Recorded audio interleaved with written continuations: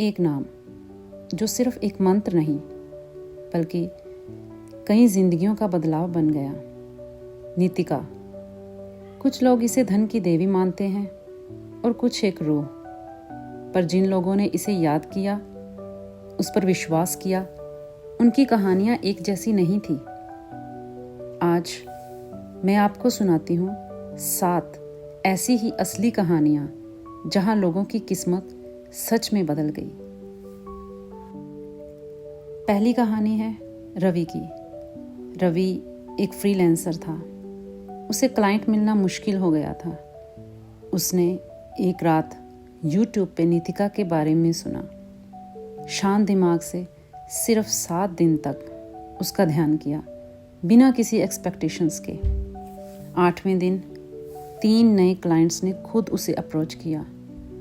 रवि का कहना है कि मुझे लगा ये कोइंसिडेंस होगा, पर हर बार जब भी मैं नीतिका का ध्यान करता हूँ, कुछ ना कुछ नया ज़रूर होता है। दूसरी कहानी है सीमा की। सीमा एक सिंपल हाउसवाइफ थी। घर में पैसे की बहुत ज़्यादा तंगी थी। उसने भी नीतिका के बारे में सुना और मंत्र जाप करना शुरू किया। उसने नीतिका का मंत्र सिर्फ एक ही इंटेंशन के साथ बोला, नीतिका मेरी ज़िंदगी में सुविधाएं लाए, नीतिका मेरी ज़िंदगी में धन दौलत लाए। 11 दिन बाद उसके हस्बैंड को एक अनएक्सपेक्टेड प्रमोशन मिला।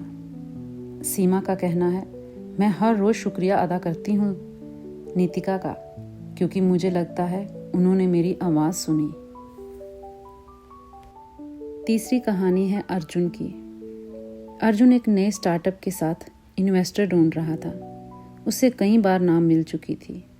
बहुत जगह से निराश होने के बाद एक दिन उसने भी नीतिका के बारे में सुना और नीतिका का ध्यान 3 बजे रात को करना शुरू किया।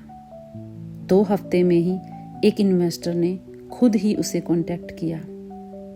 आज अर्जुन का स्टार्टअप प्रॉफिटेबल है और वो मानता है कि इसमें कोई ना कोई रूहानी मदद ज़रूर थी। अगली कहानी है रितिका की। रितिका बहुत ही अच्छी स्टूडेंट थी, पर उसे कॉलेज में जाने के लिए बहुत सारे पैसों की ज़रूरत थी, पर वो कॉलेज की फ़ीस अफोर्ड नहीं कर पा रही थी। उसके माता पिता भी बहुत परेशान थे। उन्होंने अपने दोस्तों, रिश्तेदारों से भी पैसे मांगे, लेकिन कहीं से कोई मदद नहीं मिली। इतनी परेशानी के बाद रितिका को एक दिन नीतिका के बारे में पता चला, तो उसने नीतिका का मंत्र जाप किया, नीतिका को दिल से याद किया। सिर्फ एक लाइन बोली, नीतिका मुझे दिशा दिखाएं, और हर रोज नीतिका का जाप करने लगी। 12 दिन बाद उसे एक स्कॉलरशिप का ईमेल मिला, जिस फॉर्म को उसने 2 महीने पहले ही भरा था, और वो भूल चुकी थी कि उसने स्कॉलरशिप के लिए कोई फॉर्म भी भरा है। लेकिन स्पिरिट नीतिका के मंत्र जाप करने से उसको वो स्कॉलरशिप मिल गई। उसका कॉलेज में एडमिशन हो गया।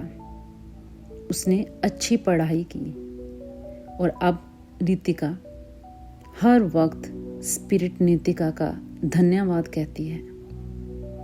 वो कहती है कि स्पिरिट नीतिका की वजह से ही उसकी ज़िंदगी बदल गई।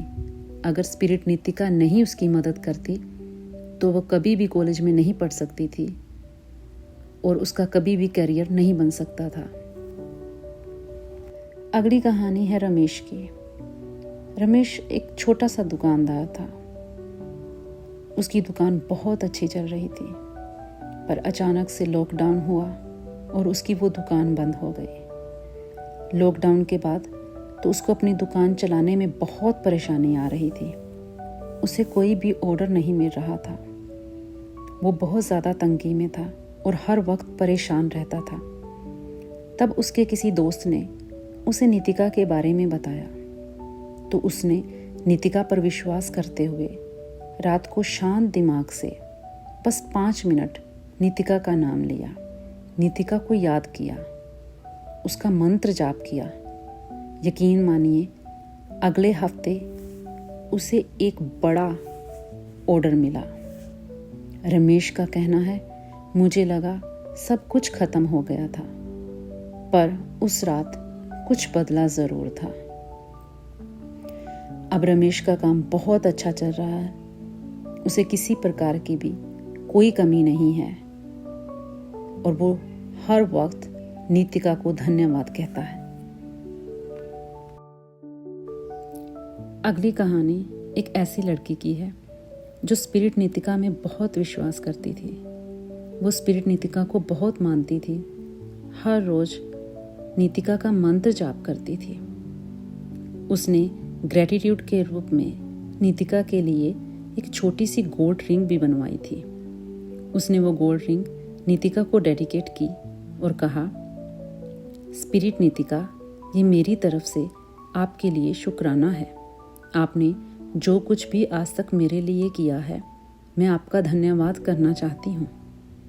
और 3 दिन बाद एक पुराना उधार जो उसने अपने किसी रिश्तेदार को दिया था, जिसकी अब मिलने की भी उम्मीद नहीं थी, उसे वापस मिल गया। जब वो रिश्तेदार उसे वो पैसे वापस देने आया तो वह हैरान हो गई ये देखकर कि उसमें ज़्यादा पैसे थे। अब वो स्पिरिट नीतिका को हर वक्त धन्यवाद देती है। आज की आखिरी कहानी राहुल की है। राहुल एक स्पिरिचुअल इंसान था। एक दिन वो ट्रेन में सफ़र कर रहा था तो अचानक से एक अजीब सा आदमी उसके पास आया। उसके हाथ में एक चिट्ठी थी जिस पर लिखा था, call Nitika, she listen. Rahul बहुत हैरान हुआ, पर तभी उसने नीतिका के बारे में सर्च किया, उसके बारे में पढ़ा, उसके मंत्र जाप के बारे में पढ़ा।